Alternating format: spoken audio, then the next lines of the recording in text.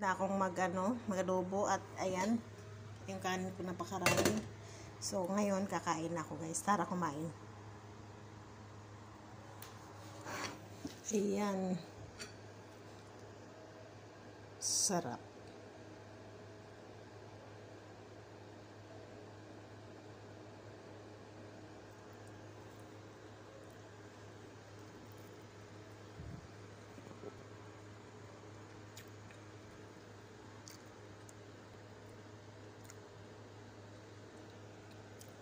White rice, tsaka adobong manok.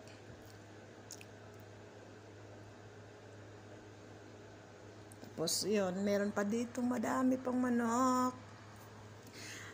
Yung adobo ko pala, nilagyan ko ng kunting sabaw. Hindi ko siya tinuyo. Kasi, para pag pinainit ko siya, okay lang.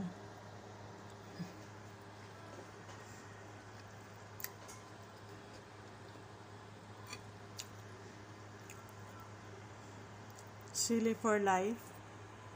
Ayan, kasi mahilig tayo sa sili. Tapos laurel, dahon ng paminta. Maraming sibuyas. Tara guys, kain. Ating manok.